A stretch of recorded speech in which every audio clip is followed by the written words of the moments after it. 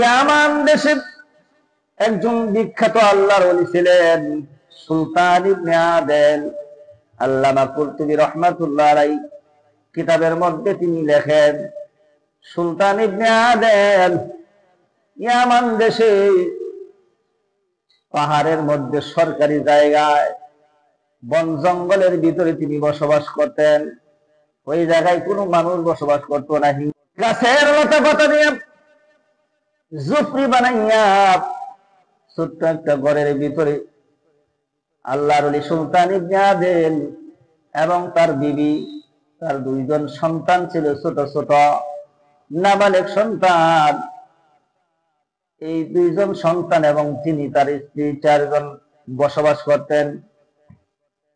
একদিন রাতের বেলায় আল্লাহর ওলি সুলতান ইবনে আদেল স্বপ্নে দেখতেছেন, সুলতান ইবনে আদেল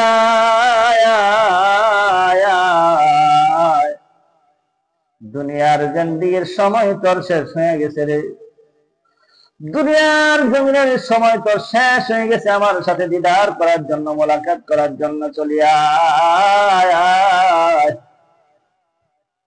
এই কথাগুলো যখন বলতেছেন আমার ভাইরানি, সুলতান ইবনে আদেল আল্লাহর এই স্বপ্ন দেখার সাথে সাথে চোখের পানি ছেড়ে কান্না শুরু করে দিলেন। আমার ভাইরানি ঘুমের ভিতরে শব্দের মাধ্যমে কান্না শুরু করে দিলেন। কান্নার শব্দ পেয়ে তার বিবি ঘুম থেকে চেতন পাইয়া তাকায়া দেখে বিছানার পাশেই তার স্বামী আল্লাহর ওলি সুলতান ইবনে আদেল। ডাক দিলেন স্বামী। এবার স্বামীকে ডাক দেওয়ার পরে ঘুম থেকে চেতন পাইলেন। জিজ্ঞাসা করলেন, আপনি কি কোনো দুঃস্বপ্ন দেখেছেন? বলে হ্যাঁ। তাহলে কান্না বন্ধ করেন, কি হয়েছে শুনি।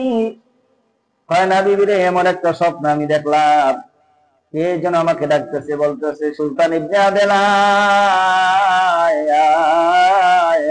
আয়, দুনিয়ার জিন্দেগীর সময় তোর শেষ হয়ে গেছে রে, দুনিয়াতে আর থাকতে পারবি না, সময় হয়ে গেছে আমার সাথে মোলাকাত করার জন্য, দিদার করার জন্য, দেখার করার জন্য চলিয়া আয়। আমার ভাইরা রে, সুলতান ইবনে আদেল এই কথাগুলো বলতেছেন আর চিৎকার করে করে কান্দে। বিবি ডাক দেয়া বলে, স্বামী গো, কান্না বন্ধ করেন, কান্না থামান। আল্লাহর ওলি সুলতান ইবনে আদেল কান্না থামায় না। আল্লাহর ওলির বিবি ডাক দেয়া বলে, কি হলো, কেন কান্না থামাবেন না? আল্লাহর ওলি বলেন, কান্না থামাইতে পারি, তাহলে আমি একটা জিনিস তোমার কাছে চাইবো। বিবিরে ডাক দেয়া বলে, বিবি গো, আমি যদি এখানে দুনিয়ার থেকে বিদায় হয়ে যাই, এই পাহাড়ের মধ্যে কোনো বাড়িঘর নাই, কোনো কিছুই নাই, এই জায়গায় দোকানপাট নাই, কাফনের কাপড় তো কিনতে পারবা না। বিবিরে, আমি জানতে চাই, আমি দুনিয়ার থেকে বিদায় হয়ে গেলে কাফনের কাপড়টা কি দিয়া দিবা, জানতে চাই। আল্লাহর ওলি সুলতান ইবনে আদেলের বিবি চিন্তা করতে লাগলো, স্বামী আমার কাছে একটা জিনিস চাইলেন, কি দিয়ে তার কাফনের কাপড় দিব। বিবি আবার ডাক দিয়ে বললেন, স্বামী গো, আপনি যদি দুনিয়ার থেকে বিদায় হয়ে যান, আপনার কাফনের কাপড় কি দিয়ে দিব? তবে শুনেন, আমার পরনে একটা কাপড় আছে, জীবনে কোনোদিন দুইটা কাপড় একত্রিত একসাথে কিনা দেন নাই, আমি পড়তে পারি নাই, তবুও কোনোদিন আপনার প্রতি আমি বেজার হই নাই, কোনোদিন আপনার প্রতি নাখুশ হই নাই, বেজার হই নাই। এই একটা করে কাপড় আপনি এনে দিতেন।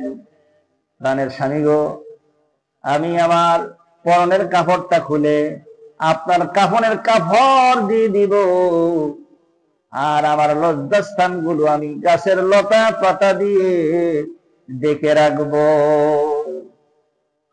আল্লাহর ওলি সুলতান ইবনে আদেল ডাক দিয়ে বললেন, বিবি রে, তুমি যে আমাকে ভালোবাসো, মহব্বত করো, প্রমাণ হয়ে গেছে, তোমার পরনের কাপড় খুলে দিতে হবে না।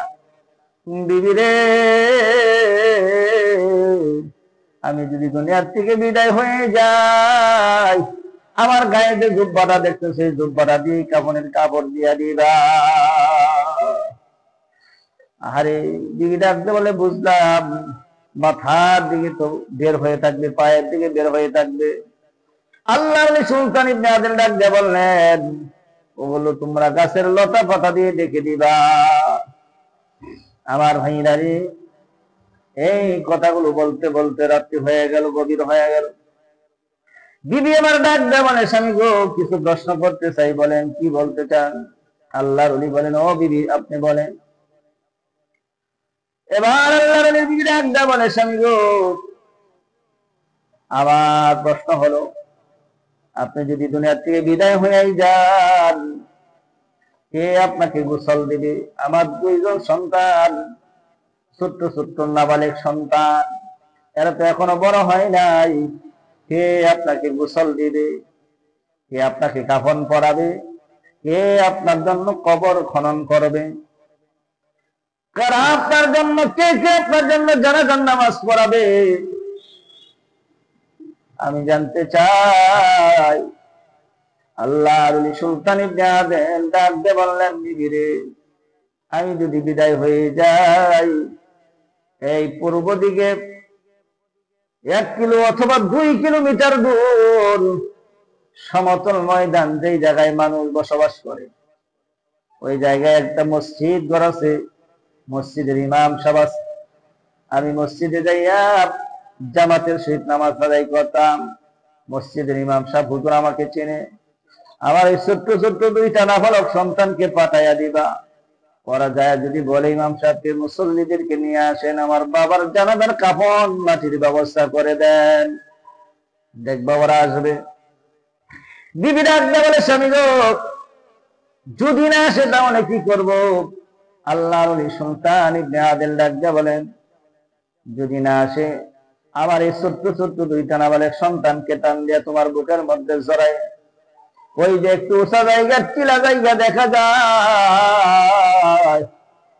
ওই উঁচা জায়গার মধ্যে দাঁড়াইয়া তোমার মুখটা আকাশের দিকে ঘুরাইয়া আরশে আজিমের দিকে আমার মাবুদকে, আমার মাসুককে ডাক দিবা, আল্লাহ, তোমার বন্ধু সুলতান ইবনে আদিল তোমার হুকুমে সাড়া দিয়েছে, দুনিয়া থেকে বিদায় হয়ে গেছে। ইয়া রব্বে কারীম, ও মাওলা, ও আমার রব, তুমি তোমার পক্ষ থেকে জানাজার কাফন মাটির ব্যবস্থা করে দাও। এই কথাগুলো বলবা, দেখবা আমার আল্লাহ আমার ব্যবস্থা করে দিবে। কারণ আল্লাহ রাব্বুল আলামিন কোনদিন মিথ্যা কথা বলে না, মিথ্যা বলতে পারে না। আমার আল্লাহর পাক কুদ্দুসি জবান দিয়ে বলেছেন, আলা ইন্না আউলিয়া আল্লাহি লা খাউফুন আলাইহিম ওয়া লা হুম ইয়াহজানুন।